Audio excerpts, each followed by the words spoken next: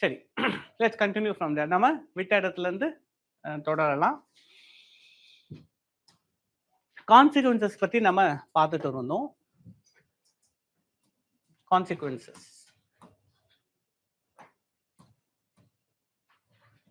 Consequences of eutrophication. இந்த கான்சிக்வன்சஸ்ல நேற்று பார்த்த டாபிக்கோட ஒரு கண்டினியூவேஷன் இப்போ நம்ம அப்படியே பார்க்கலாம். Increase in oxygen demand, that's the next consequence. Increase in oxygen demand.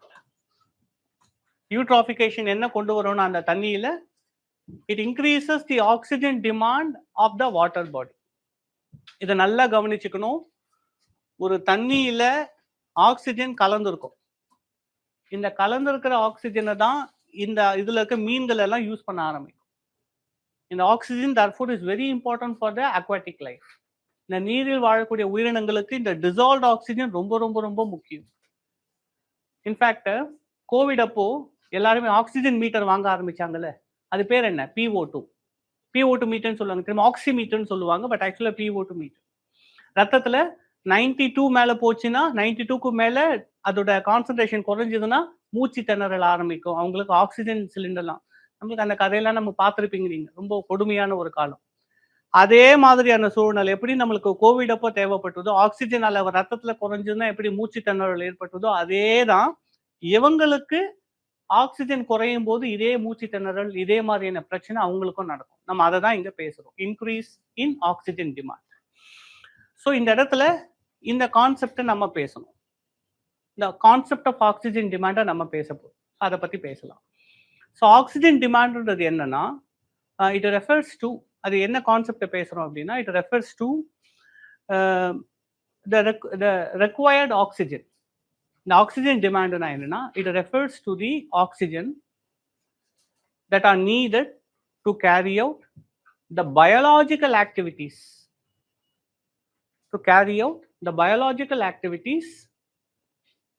in an aquatic ecosystem.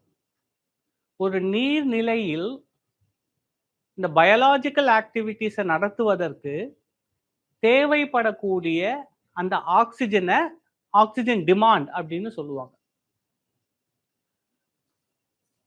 That is called as oxygen demand. இந்த ஆக்சிஜன் டிமாண்ட் கான்செப்டை நீங்க எப்படி புரிஞ்சுக்கணும்னா, இப்போ நாம மூச்சு விடுறோம், நமக்கு ஆக்சிஜன் தேவைப்படுது. இதே லெட்ஸே ஒரு சின்ன டெட் ஆண்ட் இருக்குன்னு வைங்க, ரூம் ஓரத்தில் ஒரு எறும்பு இறந்து போயிருக்கு, அவங்க டீகம்போசிஷன் ஆக ஆரம்பிப்பாங்க, அதுக்கும் ஆக்சிஜன் தேவை. ஸோ எல்லா பயாலஜிக்கல் ஆக்டிவிட்டிஸும் இதில் அடக்கும். இந்த டெஃபினேஷன்ல எல்லா பயாலஜிக்கல் ஆக்டிவிட்டிஸும் அடக்கும். நாட் ஒன்லி ரெஸ்பிரேஷன், நாம சொல்ற ரெஸ்பிரேஷன் மட்டும் இல்லை, it includes all biological activities. இந்த எல்லா பயாலஜிக்கல் ஆக்டிவிட்டிஸ்க்கும் தேவைப்படக்கூடிய அந்த ஆக்சிஜனை தான் ஆக்சிஜன் டிமாண்ட் அப்படின்னு சொல்றோம். அப்போ இன்க்ரீஸ் இன் ஆக்சிஜன் டிமாண்ட்னா என்ன அர்த்தம்? இந்த ஆக்டிவிட்டிஸ் அதிகமாக நடக்கிறதுனால டிமாண்ட் அதிகமாகுது. இந்த கான்செப்டை புரிஞ்சுக்கோங்க. So which means the oxygen that are needed for the biological activities, we refer it as oxygen demand. When we say increase in oxygen demand, it means these biological activities are somehow increasing more and more. அதிகமா இருக்கு, அதனால demand அதிகமாகுது. புரியுதா? இதை நம்ம எப்படி கண்டுபிடிக்கிறோம்? சரி, இந்த ஆக்சிஜன் டிமாண்ட் இன்க்ரீஸ் ஆகுறது நல்லதா கெட்டதான்னு பார்த்தீங்கன்னா, usually not good. An increase in oxygen demand is not a good indicator of the water quality. An increase in oxygen demand is not an indicator of the water quality.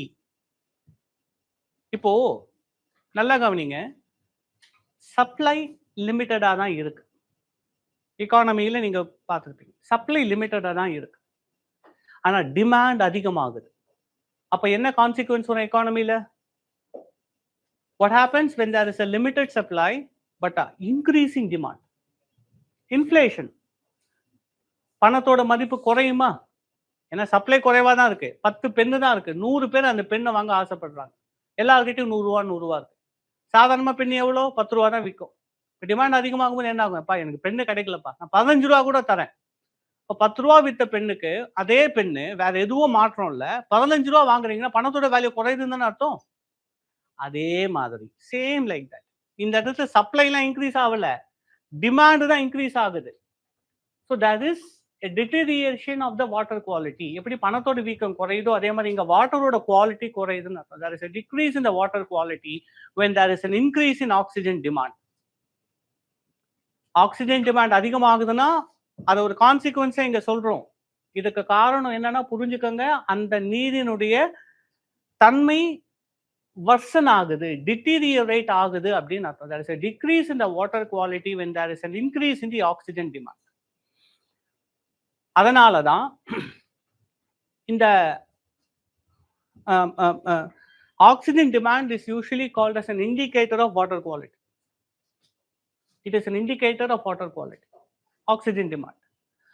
அப்போ ஒரு நீர் வந்து மாசுபடுத்தப்பட்ட நீரா இல்ல சுத்தமான நீரான்றத நம்ம ஆக்சிஜன் எவ்வளவு இருக்குன்றதை வச்சு சொல்லலாம். இப்போ நீங்க சொல்லுங்க, ஒரு தண்ணி சாம்பிள் எடுக்கிறீங்க, அதுல கலந்துக்கிற ஆக்சிஜன் அளவு ரொம்ப குறைவு, சப்ளை.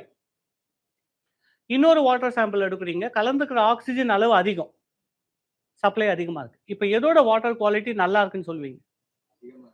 அதிகமா இருக்கிற ஆக்சிஜனோட வாட்டர் குவாலிட்டி தான் நல்லா இருக்கு. அதுதான் இங்க பேசிட்டு.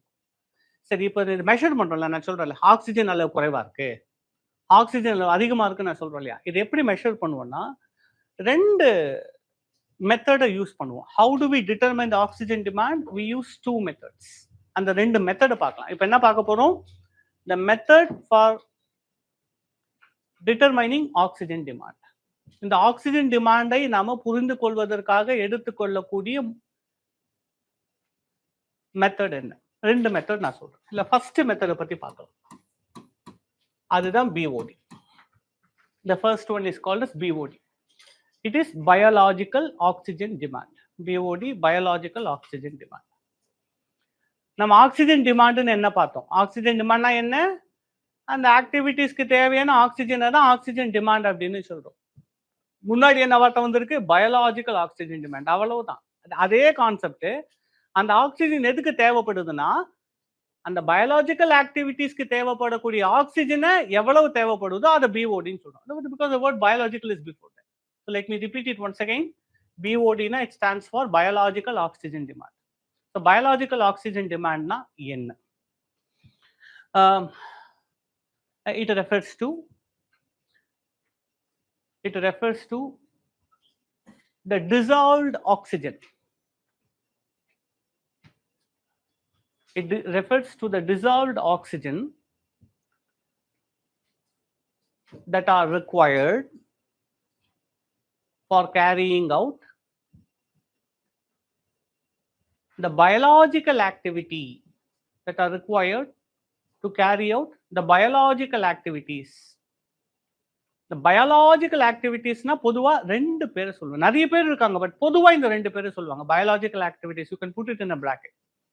Respiration and decomposition. Respiration and decomposition that are required to carry out the biological activities. அது முக்கியமா ரெண்டு பேர். Close the bracket. Respiration and decomposition in a water body. In a water body. அதாவது இதுல ரெண்டு வேர்டு முக்கியம். ஓகே, நீடட்னு ஒரு word இருக்கும். அப்போ இது டிமாண்டை பத்தி பேசுறது, சப்ளை பத்தி பேசுறது கிடையாது. தேவைப்படுதுன்னா தேவை அதிகமாகுதா, அப்ப டிமாண்ட் தானே அதிகமாகுது. புரிஞ்சுக்கோங்க, we are talking about the demand, not the supply. Second important word என்னன்னா வாட்டர் பாடி. அப்போ BODன்றது தரையில நடக்கிறதுல, காத்துல நடக்கிறதுல, தண்ணியில மட்டும்தான் நடக்கும். This is a concept that we apply only in a water body. இப்போ ஒரு சாயில் சாம்பிள் எடுத்து BOD கண்டுபிடிங்கன்னு சொன்னா என்னடா இது முயலுக்கு கொம்பு முளைச்சதுன்னு வாங்க. There is nothing called as where there is a horn for a hair. There is no horn for the hair. அதே மாதிரி இந்த BODன்ற கான்செப்ட் வாட்டர் பாடிக்கு மட்டும்தான் பொருந்தும். அதை சாயிலுக்கும் அட்மாஸ்பியருக்கும் சொல்ல முடியாது. ஸோ இந்த ரெண்டு வேர்ட் இஸ் இம்பார்ட்டன்ட். ஒன்னு, it talks about the demand. Second, it talks about where it happens. It happens in a water body. இந்த BODன்றது எப்படி பண்ணுவாங்கன்றது ரொம்ப சிம்பிளா சொல்றேன். எப்படி திரும்ப பண்ணுவாங்க? ஒரு வாட்டர் சாம்பிளை எடுத்து, ஓகே, அந்த வாட்டர் சாம்பிளை எடுத்து அப்போ அந்த தண்ணி ஒரு ஒரு நேச்சுரல் செட்டிங்ஸ்ல இருந்து எடுக்கிறேன். அது ஒரு ஆறா இருக்கலாம், ஒரு குளமா, ஒரு கிணற்று நீரா இருக்கலாம். அதை எடுத்து அதை என்ன பண்ணுவாங்க, ஒரு அந்த நேரத்துல எவ்வளவு ஆக்சிஜன் இருக்கு, எவ்வளவு ஆக்சிஜன் கலந்துருக்கு, ஆக்சிமீட்டர்னு சொல்லுவாங்க. நம்ம எப்படி கோவிட் அப்ப கண்டுபிடிச்சோம், அதே மாதிரி எவ்வளவு ஆக்சிஜன் இருக்குன்னு கண்டுபிடிச்சி மெஷர் பண்ணிட்டு அந்த பாட்டிலை க்ளோஸ் பண்ணி 20 டிகிரி செல்சியஸ்ல 5 நாள் வச்சிருவாங்க. வேற எதுவுமே பண்ண மாட்டாங்க. 20 நாள் அதை வச்சிருவாங்க. வச்சுட்டு என்ன பண்ணுவாங்க, 5 days after 5 days they will measure the oxygen once again. அப்போ அந்த 5 நாள்ல அந்த தண்ணியில இருக்கக்கூடிய மைக்ரோ ஆர்கானிசம்ஸ் வளர்ந்துருக்கணுமா? வளர்ந்துருக்காங்கன்னா அந்த தண்ணியில வேற எதுவுமே ஆட் பண்ணல. லாஜிக் நல்லா கவனிங்க. தண்ணியில வேற எதுவுமே ஆட் பண்ணல. அப்போ அவங்க வளரணும்னா என்ன வேணும்? அவங்களுக்கு ஆக்சிஜன் வேணும். 2வது என்ன வேணும்? அவங்க சாப்பிட்றதுக்கு சாப்பாடு வேணும். அப்ப அந்த தண்ணி சுத்தமான தண்ணியா இருந்தா அவங்களுக்கு சாப்பிட்றதுக்கு ஏதாவது கிடைக்குமா? நல்லா புரிஞ்சுக்கோங்க. If it's a clean water, do you expect any kind of a food for the bacteria to decompose? அப்போ அவங்களோட சாப்பாடு குறையும் பொழுது அவங்க எடுத்துக்கிட்ட ஆக்சிஜன் என்னவாகும்? குறைவா தானே இருக்கும். அப்ப 5 நாள் கழிச்சு பார்த்தீங்கன்னா ஆக்சிஜன் அளவு கொஞ்சமா தான் இறங்கிருக்கும். இதே ஒரு அசுத்தமான water, let's say sewage water, sewage contaminated water எடுக்கிறீங்க. இதே ப்ராசஸ் பண்ணிட்டு 5 நாள் கழிச்சு பார்க்குறீங்க. பார்த்தீங்கன்னா ஆக்சிஜன் அளவு ரொம்ப ரொம்ப குறைஞ்சு போயிருக்கு. அப்ப அதுக்கு என்ன அர்த்தம்? பாக்டீரியா நிறைய வளர்ந்துருக்காங்கன்னு அர்த்தமா? இப்ப நிறைய வளர்ந்துருக்காங்கன்னா அதுல நிறைய சாப்பாடு இருந்திருக்குன்னு தானே அர்த்தம். எதை பத்தி பேசுறோம்? அப்பனா அந்த தண்ணியில பொல்யூஷன் நிறைய இருக்குன்னு அர்த்தம். அப்ப நிறைய வளர்ந்துருக்காங்கன்னா அது எப்படி நம்ம கண்டுபிடிக்கிறோம்? ஆக்சிஜன் அளவு குறைஞ்சிருக்கும். ஸோ கிளீன் வாட்டர் எடுக்கும்போது ஆக்சிஜன் அளவு இவ்வளவுதான் குறைஞ்சிருக்கும். இதே பொல்யூட்டட் வாட்டர்னா ஆக்சிஜன் அளவு இவ்வளவு குறைஞ்சிருக்கும். ஏன்னா அவ்வளவு வளர்ந்துருக்காங்கன்னு அர்த்தம். So this is what called as BOD test. So BOD test சிம்பிளா இப்படி தான் பண்ணுவாங்க. இப்போ நான் சொன்னது புரிஞ்சிருந்ததுன்னா இதுல இருக்கிற இம்பார்ட்டன்ட் பேராமீட்டர்ஸ் மட்டும் சொல்றேன். So what is a BOD test? It's a laboratory test. BOD is a laboratory test that uses